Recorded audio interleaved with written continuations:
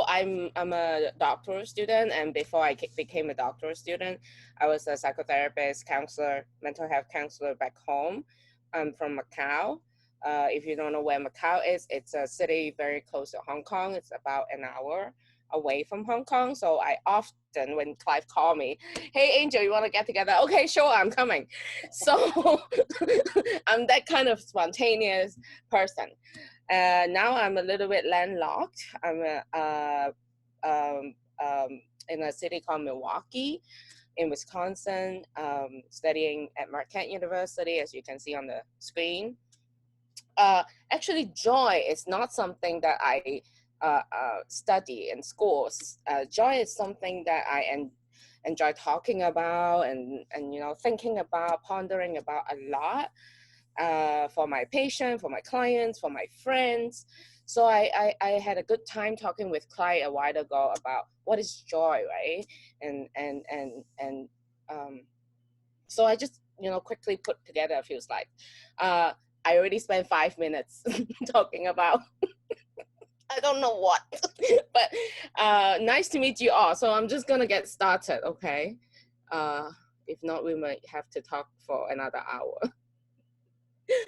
Okay, let me see. See, Andy, look, I also use a desert as my first slide. Do you see that? Yes. Oh my goodness. And I choose a video that this person is running alone. Oh my Lord. In the desert. So my first slide composed of so many questions. I don't know if I can give you all the answers, but something for you to think about, right? We're now in the middle of a pandemic. How do we cultivate joy, right? Some people said there is nothing to be happy about. Why do you always talk about finding joy in pandemic? Maybe we should just let it all go, right? And just be sad.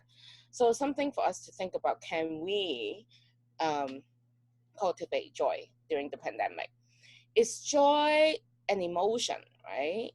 And are they feelings, experience, or all of the above? So I'm gonna share a little bit of theory, like how people or scholars in the past have tried to study joy. Everybody tried, but they never get the full picture. So I'm gonna give you a little bit of everything, okay?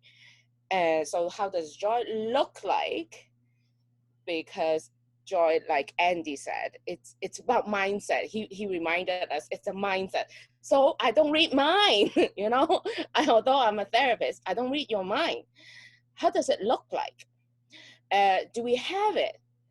Like, is it something I can go to 7-Eleven and buy it? Like, do I need to microwave it? Do I need to shop online and buy it? Or do I marry somebody and steal it from this person? And how do we access it if we already have it? How do we bring it back to life during the pandemic? So those are questions that I throw at you. Okay. So to make it sound like nerdy, that I did some research, I pull up something from a book. And if you want to read more about joy as an emotion, Fredrickson is a great person to begin with, to get started to read about it, because he proposed this broaden and build theory. And what he is talking about is that when we have a positive emotion such as joy, it broadens our thoughts. What does that mean? Broaden our thoughts. That means we're more flexible and we are more creative. So an experiment, a lab experiment that they did was that if you look at the screen, and feel free to answer, it on the chat box if you can. If you look at the bottom two diagram, which one do you think looks more like the one on the top? Let me look at the chat box. How can I? Actually, access it. we can actually draw on the screen. Oh, really? Yeah. Yeah, so maybe just write one if you think it's the left. So let's say this is one. Oops, I cannot. How do I go back? Okay, so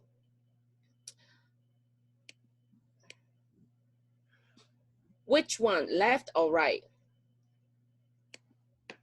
Which one do you think looks more like the one on top? I don't know how to see chat box anymore. Oh, let me see. On the Oh, I bottom, see it you now. see the chat? Left, left, left. Awesome, awesome, awesome. Okay, so let me give you a little bit of what they found. Uh-oh, Clive, I'm sorry. I'm gonna have to tell you, according to this small research that they've done in 2005, they find out that people who think the left one, it looks more like the one on the top, it's more joyful, have more positive emotion. I just fixed the answer. Oh, okay. and it's great. Everybody answered left. I'm so happy. So that was just a small experiment they did in the lab. So let me click. Okay. So positive emotion can undo the effects of negative emotion. So what they're saying is that if you have more positive emotion, even you're going through adversity, just like what Andy was mentioning, it overrides it, right? And there are many studies out there that talks about the relationship between positive emotion and burnout, right? Burnout is something Andy mentioned earlier as well. And psychological resiliency. So that's good to know. And I'm so glad we get to talk about it today. Third, it's positive emotion build resiliency, meaning when we are, for example, if we have depression or we're going through a lot of traumatic experience, it helps us go through it. It helps us access what Andy said. It's mindset. How do we even access our mindset, right? And research told us that positive emotions such as joy increase life satisfaction. Okay, so overall, this is what happens. Positive emotion promotes an upward spiral of well-being. It lifts you up, right? And it helps you form reciprocal and escalating relationship with coping and interpersonal trust. So just, look at these words. It sounds like positive emotion brings us closer and lifted everybody's well-being up, which is exactly what we needed. And I found this diagram very interesting because it's kind of give you this vicious cycle. What they're trying to say in this experiment was that if you practice love and kindness meditation, being more mindful, in my words would be slowing down, paying attention to your inner world, inner voice, it's likely to increase your positive emotion, such as joy. And what happens in between? How does it improve our life satisfaction? It actually allows us to be more creative, like we talked about earlier, right? We're more creative, and then we're more able to access to our resources, things that are already there for us that we don't even know, we don't even pay attention to. And with all these newer resources, we're able to increase our satisfaction. In my words, would be improving our quality of life in general. Let me look at, see, I at this point, if I'm doing this in a hotel or a conference room, I'll be like asking a bunch of questions. But shall I keep going? Yeah, I should. I have like 15 minutes left. Okay, so example of joy. Tony said, an endless cycle of positive emotion and life satisfaction. Correct, you got it. So I'm just gonna give you some example of joy, because some people say, okay, example, I mean, joy, it's so vague, you know. Andy said it's a mindset. How does it look like, right? What is it? Uh, First example I'm gonna give you, it's joy of accomplishment, meaning, for example, programmers. You know, they program, and then the moment they hit run, it worked. It gives them a sense of accomplishment. Designers, if they can, you know, make a PowerPoint and make a video, or design some, you know, pop-up stores or in a conference, seeing that actual product makes them happy, a joy of accomplishment. A second type of joy is very interesting, and I have to put it because it was part of my reading a couple months ago, called appreciative joy, and I was like, what is appreciative joy? Does any of you know what is appreciative joy? You know, it's a concept coming from Buddhism. Really? Oh. Mm. uh, what does that mean, right? Appreciative joy is when, for example, you're a teacher or parent, you're able to help the student or your child grow. You're able to be involved in their life so that they become successful. So it's a joy coming from Buddhism. You are happy when another person is successful. It's being can accomplish what they wanted to do. That type of joy is called appreciative joy, which I found very interesting. And another type of joy, there's so many different types, but I choose to talk about flow. It's quite interesting. It caught my eye. It's because it's one's self perceived self-efficacy. What does that mean, right? It's whether when you're doing something, whether you think you have the capacity to move forward, to finish the type of job that you're doing, and it gives you a sense of momentum, of accomplishing something in front of you. Just like what Andy was saying, like, oh, do I have a plan? Do I have a goal? Okay. You know, I want to really quickly skip over this slide. Um, I'm pretty sure we all have thought about what is joy, what is happiness, is it the same? Um, do you think it's the same? And how are they different if they're different? Let's see. Let's see if you guys want to type something. Let's ask Clive. Clive, are they the same? I Do you think think? different. Yeah, I Pardon think me? happiness is like more long term. So it's not just emotional. Uh, Mm-hmm. yeah, is I think the ultimate happiness is also a kind of wisdom.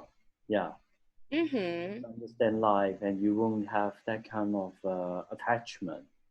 Yeah, What kind of attachment do you mean? like attachment of uh, like like having possessions, or like I have to accomplish something. Yeah. Correct.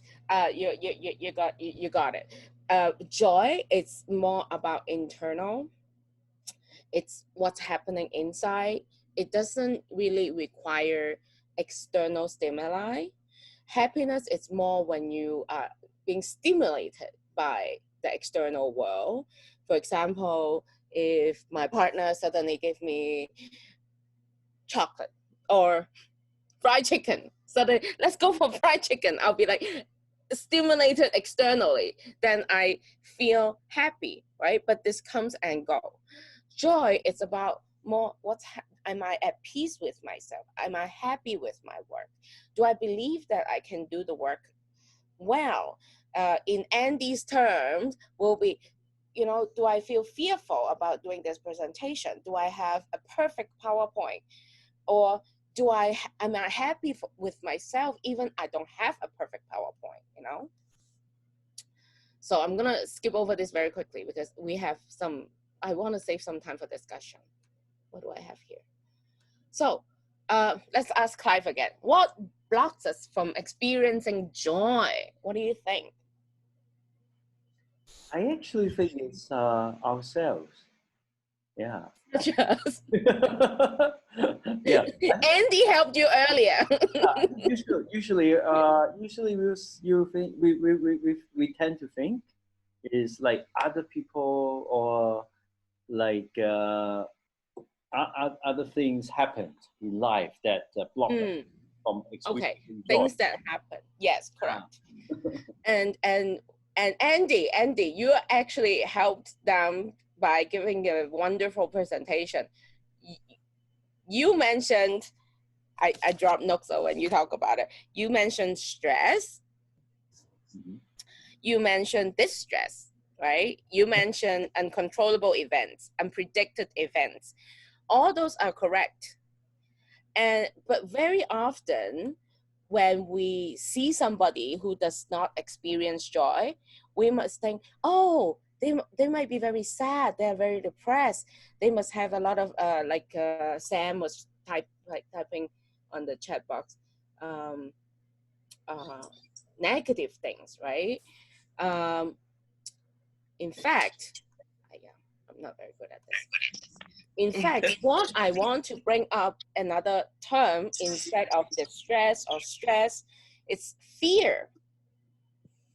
Have you guys think of why fear?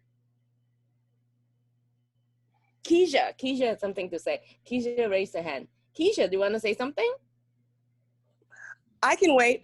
Please finish your point. Oh, okay. Fear. I really want to highlight fear because sadness and happiness and joy can all happen at the same time, psychologically. Think about a time when you're both sad and happy at the same time. Saying goodbye to a friend in the airport. It's okay, right? You can have both. But fear, you cannot. Think about it. When you fear about something, if you lost your wallet, you lost your phone, can you feel joy? It's absolutely impossible. So next time when you can't access your joy, ask yourself, am I fearful about something? What am I afraid of? Am I anxious? What is it? And that feedback to Andy's PowerPoint, distress. And I want to make it more clear. It's fear. I'm getting more nerdy now, so I should come back. Yes, Keisha. Kisha, Let's see. I'll just unmute myself. I don't know if you can see me. we heard you and we. Yes, I can see you. Okay. You raised so many great points, particularly around joy and happiness. And please nerd out. Like, we all enjoy knowledge. You know, we're all about resilience. Like, we're here for the nerdy moment. But I also want to just ask, because, you know, I'm always thinking about parents and families. How do you also teach these great concepts to children? Or how can we parents... fast forward to my last slide? No. I do have a slide. Can we extend this presentation for another hour? Let's talk about that, you know? Yeah, as a parent experiencing Out of fear, control now. how do you teach that? I do have these like, okay, let me just nerd out, okay? Yes. Look, here, this is my last slide. Interpersonal connection. It's the number one, the most ultimate way, best way to cultivate joy. And, you know, in the nerdy world, many people still talk about, oh, you have to teach your kids regulating their emotion. I'm like, no, that's all science. You don't just teach the kid how to regulate themselves. They cannot. What you have to do is co-regulate. That's neuroscience. If you look at the literature, we talk about how do we pay attention to the children or your partner or whoever you have a bond with, and you sit with them, you pay attention to what's going on their face, on their body, on their emotion, their energy, the flow, and you match with them. Sorry, I'm very nerdy right now. You match with them and you synchronize and you try your best to empathize where it is coming from. And if the person, such as a kid, cannot verbalize what it is, you help them say it. Don't just say, don't be sad. Don't be fearful.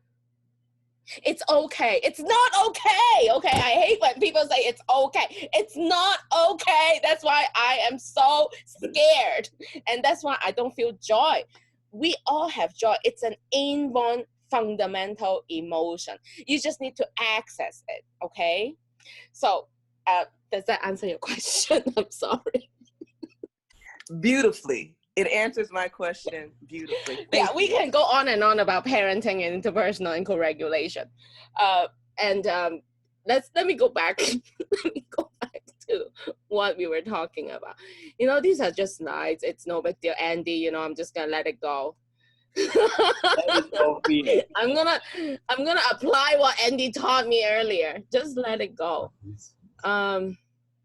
So what's important? What time is it? Oh, I have 5 minutes. What do you want to do? 5 minutes, people.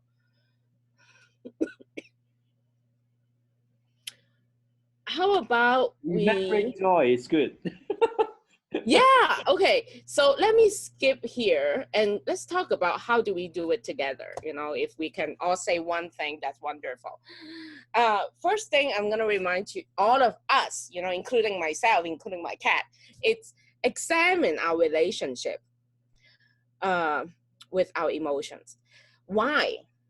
Because we people who live in Hong Kong or live in a city is so busy in order to effectively accomplish our tasks, we have to shut down our emotion sometimes, somehow, to a certain extent. We're very good at ignoring our emotion. We're so well trained to ignore our emotions. Now, let's get back to our emotions. They are there for a very good reason. And let me pause for a second. I absolutely hate it when people use emotion as a negative, give a negative connotation or think it's a negative thing. Emotions are there for a reason. Emotions, whether it's positive or negative, it's there for a reason. It's there to save you. Can you imagine if I'm going through pandemic and I don't feel nothing? Maybe somebody will send me to the hospital. You know, maybe they think that this person really have no empathy. So having feeling is good. Examining it, writing it down. So that's why the next slide I have is keep a daily gratitude journal. If you cannot do daily, that's fine. Do a weekly one. Okay. Journaling, research already have proven that keeping a gratitude journal changes your brain chemistry. That's science.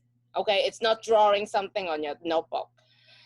Science tells you that your brain changes when you journal. What does journal mean? You quiet your mind. Whether or not you do meditation, it doesn't even matter. Just quiet your mind. You pay attention to your inner voice. What am I speaking to myself every day? You might have to step away from social media, right? Reduce your social media time. And you pick a journal, you know, pick a beautiful one. And then you start writing. You might not know what to write in the beginning, but you know, slowly things will come. You might be able to publish a book. Okay, this is what Clive likes.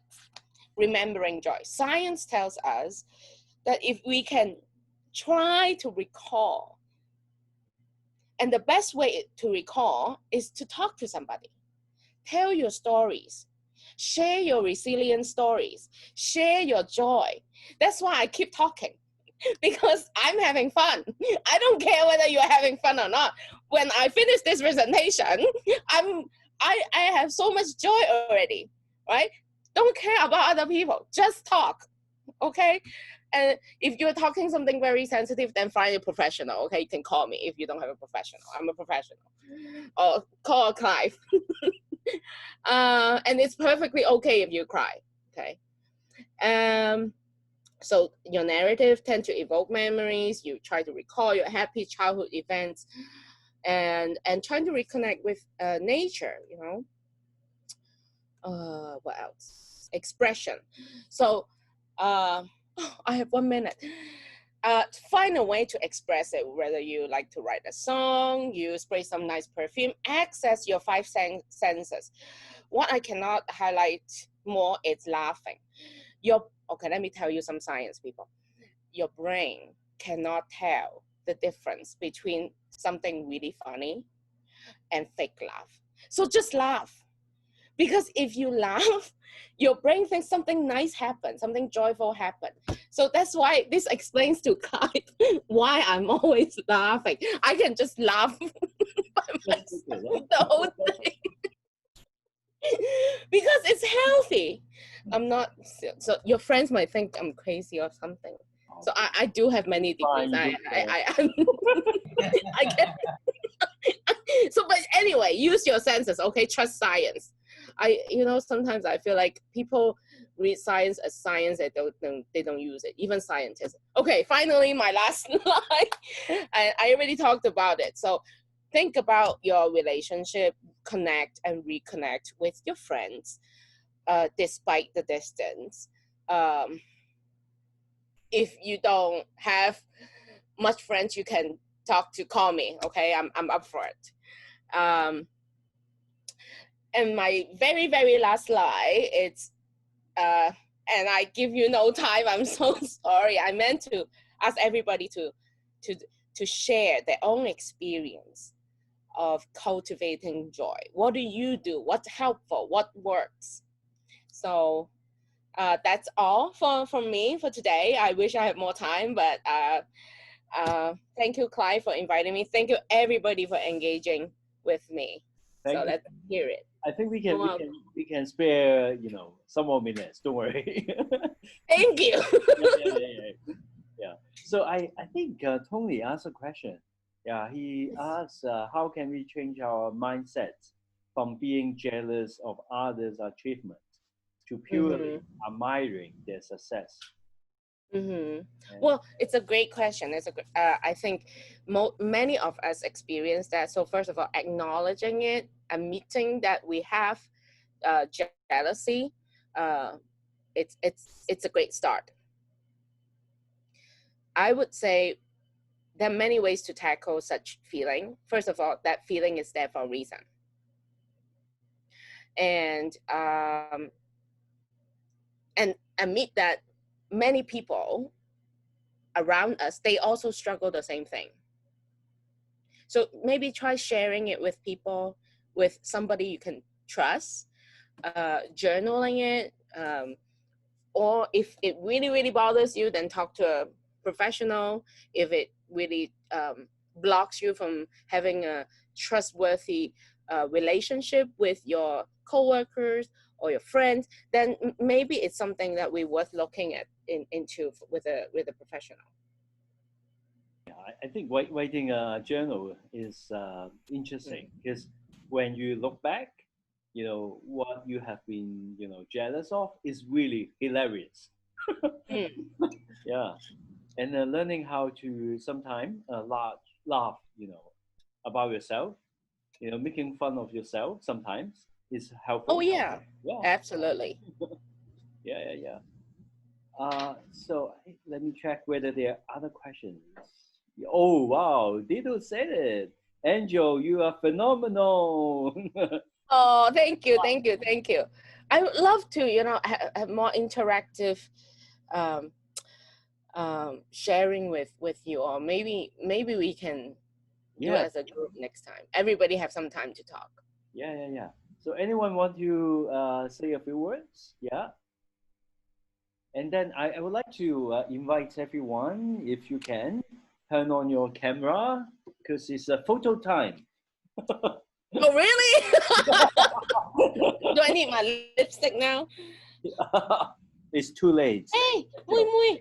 Oh, My yeah, cat needs to get in the picture. Mui, yeah. Mui. Picture, ah. Picture. He doesn't care. Please turn on your camera if you can. And I'm also trying to check wheel option. Yeah. And feel free to contact me if you're in Phoenix Foundation's Facebook or group. I love, getting to know people. I don't have to speak very nerdy every day. So okay. Let's see. Give me a treat. I want So I'm trying to a picture. resume. Okay, let me stop sharing. Then Yeah, stop sharing. It's better. Yep. Hey, my cat is here. Give me a treat. Picture time. Picture. Yeah. Yes. I will take the gallery view now. Yeah. Smile.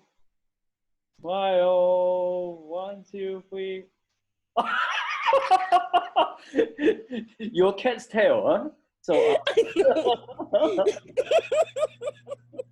It's fine. Okay. Thank you, everyone. Yeah, please stay tuned with Phoenix Foundation. So.